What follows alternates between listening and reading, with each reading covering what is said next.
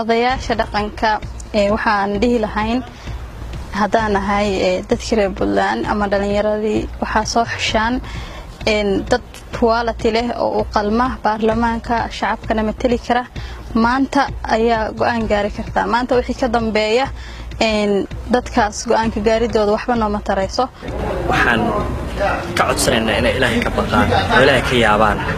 oo ay sanadkan soo saaraan niman xildhibaano iyo gabdho xildhibaano dadka matali kara oo mustaqbalka iyo masiirka ummadda reer Puntland aysan ka dhigin sidii ahaan jirtay oo in la yiraahdo yaa meeshan wax ka biisha xildhibaanada golaha wakiilada Puntland ma ahan meel wax laga biisho waxaan Ilaahay inta ka yaabaan ka codsanaynaa in ay soo xulaan dadka iyo dalka matali kara dooran kara hoggaan lana xisaabtami kara waxaan kula talin lahaa maadaama ay tahay masiirkii dalka iyo ummadda oo dhan inay soo xulaan xildhibaano tayo leh oo dadkooda iyo dalkooda iyo diintooda labadaba waa halka u dhaqmada odayaal waxaa la idinka fadhiyaa oo shacabka Puntland idinka fadhiyaan inay soo xushaan xildhibaano tayo leh quality leh xildhibaanadaasna anigu aaminsan lagu soo xulo laba shay oo aqoon qof yahay qof aqoon leh tacliin leh iyo maadi iyo diin lambar laba inuu yahay qof dhaqaale oo ladan goosad qof labada uu leeyahay wuxuu ka madax banaanaya musuqmaasuq laalush qaadasho iyo wax la hadii la helo xildhibaan lacag leh oo dhaqaale leh la soo xulo waxaan aaminsanahay in soo xuliyo madaxweynaha saxda ah haduu yahay xildhibaanku nin aqoon leh wuxuu soo xuliyo madaxweynaha aqoonta ah marka waxaan dhihi lahayn ha ku xulinina baarlamaanka ay keenaysan reer muxuu hayto yaa u baahan oo maanta baahi qaba ama qofkee maanta meeshaas wax ka faa'iidi kara oo maaragtay reerka ku kursan kara ama biilkiisa ka heli kara ha u eeginina xildhibaanka ay keenaysan waxa ay eegtaan aqoontiisa ma u leeyahay karti bulshada wax ma u qaban kara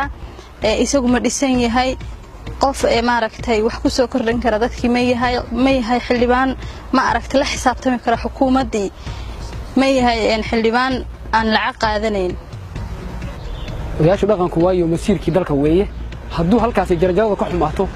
isteebka labaadna way xumaanaysaa marka waxaa kula talin lahaa in la doorto qof dalkana u dhaqmanaya bulshada u dhaqmanaya lacag aan qaadanayn oo qof masiirka dalka iyo dadkiisa u naxaya tayana leh aqoon leh haddii ay taas u dhici weydo ismada iyo waxgaradka iyo aqoonyahanka reer Puntland waxaa leenahay waxa idinku soo noqon doonta sidii hore idinku soo laabatay saameynta ay taas yeelatay oo inaad door magacawdeen oo xusheen xildhibaan aan dadka matali karin aqoon u lahayn shaqada hayaan tuuga khaa'imiina kabacdina dhibtii ay sameeyeen oo ay madaxweynaha ay doortaan iyo dadka ay doortaan ay la xisaabtami waayaan inay idinku soo laabatay oo gurihiina ka dhacday oo gurihiina ka qaxdeen oo nabad xumada iyo amni darrada ka dhalatay la xisaab la'aanta hay'adaha security adigu aragteen haddii maaragtaa u martaan qaababka